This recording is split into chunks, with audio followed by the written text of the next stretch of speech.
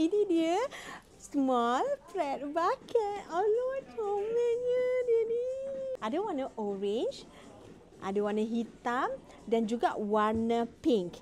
Yang bestnya untuk small Pratt bucket, you boleh jinjit ala-ala Mak Datin dan dia ada tali panjang untuk jadikan crossbody. Kalau saya tengok kat sini, you all boleh masuk small wallet, handphone, barang makeup. So literally dia macam ni sis. Kalau tengok sangat-sangat cantik. I think just nice kalau you nak pakai hari-hari tau. Jarang untuk satu bag bucket yang boleh isi banyak barang and dia masih lagi nampak cute. So kalau kita nak tengok perbezaan antara small bucket dengan yang regular bucket, banyak juga bezanya. Macam ni boleh masuk long wallet, botol air kecil, telekong, banyaklah. Yang untuk large ni tak ada long strap. Yang small ni ada long strap dan yang small ni barang-barang yang pesanan kecil-kecil nak pakai hari-hari pun boleh. So you all boleh dapatkan Pratt dengan harga yang sangat berbaloi, especially yang saiz kecil ni.